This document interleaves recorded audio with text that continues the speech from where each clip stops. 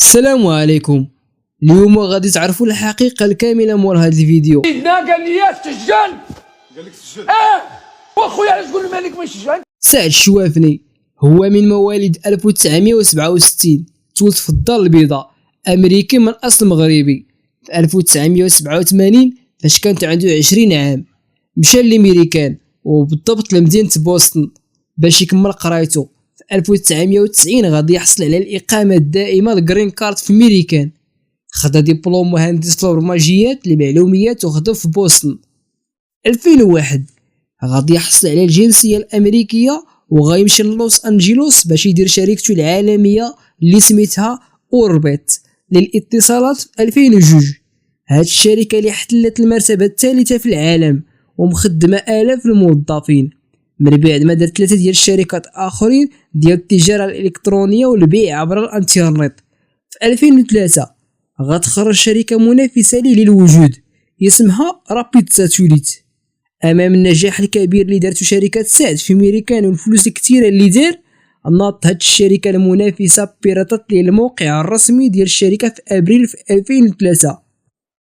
سعد ما عجبوش الحال، مشى ديكلارا بها. من بعد ما جمع الادله اللي كتورط هاد الشركه، سعد غادي يربح الدعوه وغتحكم ليه المحكمه بتعويض مهم. شركه رابيد ساتوليت ما تفكتش معاه وعاودت بيرطت ليه الموقع وكبدته خسائر بالاف الدولارات. سعد هنا غادي يتصل بالاف بي اي باش يتدخلوا ضد هاد الشركه. ما تسوقوش ليه، ناض بهم عند السيناتور كينيدي في المحكمه العليا. الاف بي اي غتحرك وغتقترح عليه شخص اسمه بول، الخبير في الحماية المعلوماتية ومدير شركة معروفة في امريكان اسمها فونيت سي اي تي. هنا فين غيبدا المشكل اللي غادي يغير مجرى الحياة ديال سعد. الاف بي اي كتقول بان سعد مشى عند هاد بول ماشي باش يساعدو في حماية شركته، وانما باش يحرضو على ضرب سيرفيرات الشركة المنافسة، واللي فعلا تضربوا وحبسوا لمدة أسبوعين. خسرت ديك الشركة حوالي مليار سنتيم. سعد غادي ينوض باتفاق مع داك بول يشري من عنده شركته ويعينو مدير حماية الشبكات فيها. الاف بي اي في 2003 غتسد هاد الشركة وغتحجز على الاموال ديالها، من بعد ما لقات ادله بان سعد تقبل ورقه وهو اللي حرض بول على ضرب حواسيب الشركة المنافسة وكبدها خسائر مالية. سعد تشد في الحبس ومن بعد مفاوضات خرج بكفالة ديال 100 مليون فقط سراح مؤقت.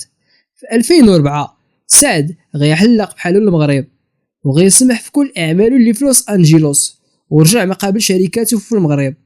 داك بول اللي سفتاتو ليه اف بي اي باش يعاونو صدق مشدود وضرب الحبس بتهمة اختراق وضرب حواسيب الشركة. سعد خرجات في حكم مذكرة بحث بتهمة التحريض وتمويل عمليات ضرب الحواسيب وخوادم الشركة المنافسة، والاف بي اي باقي كتقلب عليه ليومنا هذا. سعد من بعد كل هاد الاحداث في 2011 غادي يمرض وغيتصاب بمرض نفسي خطير سبب ليه انفصال في الشخصية اللي خلاه يداوى عليه عند العديد من الاطباء. سعد مزوج 2 عيالات وعنده 4 ديال الابناء، 2 في امريكان و2 في المغرب. عنده حاليا شركة للتجارة الإلكترونية في كازا وميسور الحال رغم كل ما داز عليه.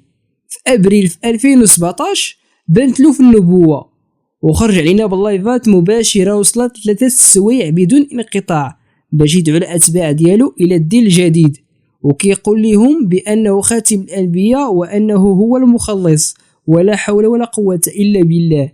في واحد الليلة من العام اللي فات بعثوا عليه الغيورين على دين الاسلام وقاموا بسنيان البث وقطعوا عليه اللايف المباشر وسدوا ليه القنوات تاعو حتى اعتقدنا انه قتلوه او عذبوه. ومن ذاك الوقت ما سمعنا عليه اخبار، لكن سعد بخير وفي صحه جيده والله يشافي كل مريض. نلتقي في الفيديو القادم ان شاء الله.